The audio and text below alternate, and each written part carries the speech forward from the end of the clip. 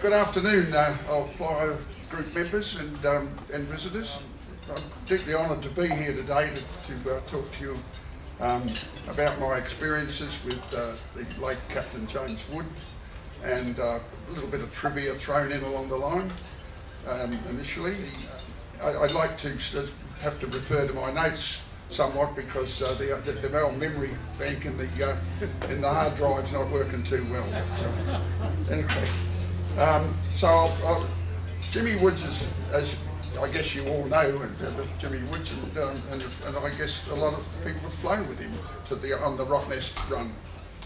Part of his history, and I will have to refer to my notes on this because it regards dates and stuff, but he was born on the 14th of November 1892 in Udneeks, if that's pronounced right, Scotland. At 14 he was apprenticed with a firm of auto engineers and later became a chauffeur, and he migrated to New Zealand in 1914 and learned to fly in New Zealand. He then returned to the UK and in 1918 was commissioned in the RAF as an observer officer. Then worked in Scotland and New Zealand before joining WA Airways in 1924, flying between Perth and the Northwest. He was a well-groomed, genial, painstaking and unperturbable pilot, and he was seldom seen without a pipe. In June 1928 he married Mary Hardwigger, known as Molly, in Broome, Western Australia, Port Hedland. Whilst in the Norwest he was responsible for several daring rescues of passengers, survivors from the Japanese bombing of the aircraft in the bay, which mainly from the Netherlands, from Indonesia, and from rescuing passengers from a beached Navy aircraft. In 1943, this is an unusual one, he was appointed Chevalier to the Order of Orange Nassau. Unusual, isn't it, that one? And that's a Netherlands award, both civil and military. And I guess that was because of his involvement with the rescue in Broome.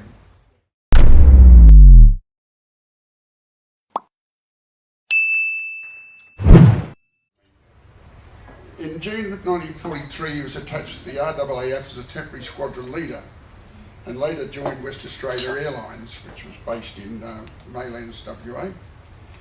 Unfortunately, in 1946, on a takeoff from Broome in heavy fog, he crashed in the mangroves, and the aircraft Electra was a write-off. Unfortunately, there were no injuries, but again, unfortunately, it led to his early career, short career with WA Airlines. In 1948, he began Rottnest Air Services, Woods Airways, and in 1962, the Ansons, the Airways Rottnest run was abandoned because the Ansons were deemed unserviceable for aerial work by the DCA due to gluing problems and lamination of their wood frames. In 1963, he was awarded the MBE. He then registered Woods Helicopters Proprietary Limited, and that lasted for a little while, and then he passed away in 1975, where he had retired in Albany. There's a few trivia shots you might be interested in. That's the old Perth airport, and another shot of a bit later on, and that's when it was pretty well at the end of that era of development with Brearley Avenue coming through from the highway. Now the next two shots I came across when I was doing the research on this, that the MMA had a DC-3 VHMME which crashed on takeoff out of Perth Airport, and it crashed in a migrant resettlement area at the end of the runway, and it was immediately after takeoff, and just after midnight, and it vertically went into the ground, which was unbelievable because it was amongst a number of houses. And I remember as a kid I was out there myself having a look with my parents, my mother, and that there was a rabbit hutch about from here to that area away from where the wing had gone vertically down. This is the old Maylands aerodrome. Again, a bit of trivia that you may be interested in from the good old days. And this is the first shot of the aircraft MME. My father was the investigator with Bob Pritchard of the accident. Oh, that's my father anyway. It's a lot of you people may remember him from the DCA days. My involvement with Jimmy Woods came about due to my relationship between my father and he, and it was during the school holidays in the 50s where I managed to, Dad got me a job flying with Jimmy during the holidays, and it was a wonderful experience. We lived close to the airport at the time. That was where we lived. That was the old, A&A buildings, A&A hangar, and that's, you may remember that's a wheelway that was parked out in front of the old the school, which later became the Aircraft Technical Training School, where Dave Johns, the late Dave Johns, was the sole teacher there, and a great guy he was, and he was responsible for training just all of the aircraft engineering apprentices during their 5-year apprenticeship at the airport and Maylands. That's a shot of Jimmy when, without his pipe too, unbelievable. Back in the old Dragon days at Maylands Aerodrome before one of his flights, the first aircraft that they were operating out of the bay. And these shots of those of Jimmy at Perth Airport when he relocated his Ansons. This was his station wagon, which he drove with. If it was single flight days, Jimmy would drive his passengers from Perth out to the airport and load them on. And if it was a multiple flights days, then his wife Molly would be the driver. And that's a shot of WAB at Rottnest, and again another one of Rottnest. And again, passengers being loaded over there. Right, so what would happen, my job with him at the time, the departure, I'd go out there in the mornings, and I was quite a big kid at 14, so I had a bit of oomph in those days, and I would pull the aeroplane out of the hangar, at A&A hangar, which was, you say, oh, well, how did you do that at that age? But the hangar floors, as you know, slope outwards, and it was a relatively easy job once it got rolling to get out. I would load the passengers' baggage, and then the interesting bits, I'd close up everything and get round there and turn the old props to prime it. And then with Jimmy's contact, I'd get on the crank handle and crank the engines up and get a nice old face full of smoke. And then clamber aboard, and off we go. The takeoff was always great. I was sitting in the little fold-up seat, and I was thinking I was Biggles. And after takeoff, I'd have to wind the undercarriage up, and that's 144 turns, and that was a bit hard because no sooner got it up, and you're winding it down to go to Rottnest. Now, taking off from Rottnest was always a bit exciting. If we had a southerly blow, you'd be taking off, as you know, in the old days, in that short strip, and there was the dip in the hills at the end of the runway. Well, on a really hot day and a full load, I used to sit there and sort of used to put the wind right up me, because you'd take off and just sneak over the top, then drop down a bit to get a bit of speed up, and away you'd go. So, but anyway, they closed that strip. One interesting experience I had was coming back one Christmas, and we'd been flying most of the day, and it had been really, really hot, and we had no passengers on the return trip. I think we'd done about 6 trips that day. Jimmy said, it was always Captain to me, Captain Woods, but Captain Woods says, pulls out a bottle of Coke from underneath his seat, and it was the old Coke where the tops, so you couldn't unscrew them or whatever. So he said, he said, I've got to get a pair of pliers. Well, I thought, okay, fine. But then he hopped out of his seat and he said, right, you hop in there and you hold it steady, and I'll go back and get the pair of pliers out of the toolbox. Well, I thought, crikey. And, well, that hold it steady and sit in the seat's not a real problem. but except that when he went back, the sort of nose starts going up a bit too. So that, anyway, I was really Biggles then. But anyway, he came back and sat down in his seat, but that was old Woodsy, he was just being Woodsy. And anyhow, he then got the pliers and opened the bottle of Coke, which then promptly splattered all over the cockpit and all of us and stuff. Now, you may wish to read that. During his time at Perth, he had another aircraft. It was a Mosquito VHWAV, which he bought from disposals, and I believe that was for £100. Sorry, £100, and in hope of competing in the London to Sydney air race. This was his third attempt to do such a race. One was to try and break the 8-day record from Perth to London, which is, I think it was in a Gypsy Moth. Yeah, it was a day called the Spirit of WA, and that was an 8-day record. Unfortunately, he, due to weather and mechanical problems, it took him, I think it was 6 weeks.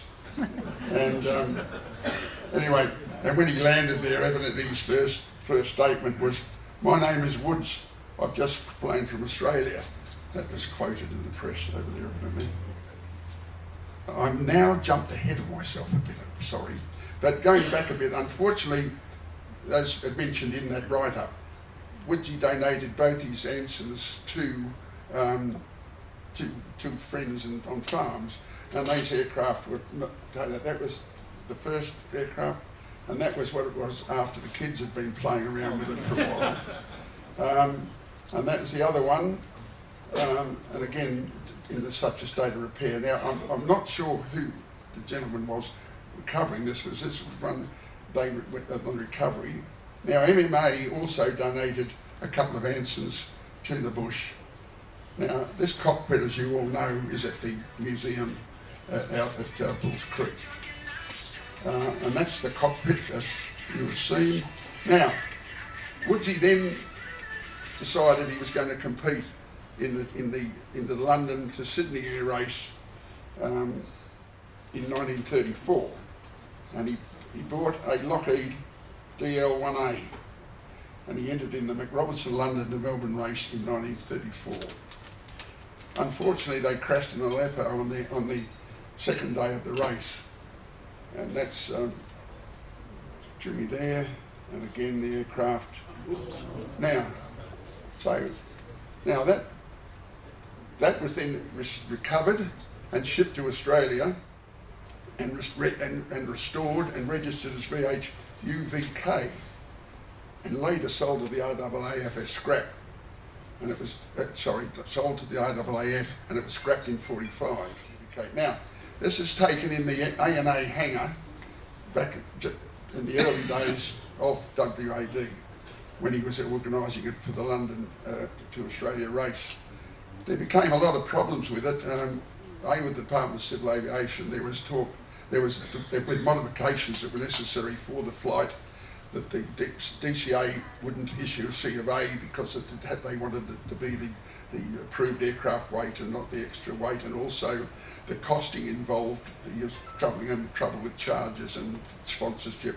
He had 2 sponsors, they fell through, and then he had a last one that came through, and that fell through. So, and then with the DCA problems, the aircraft was scrapped for the flight.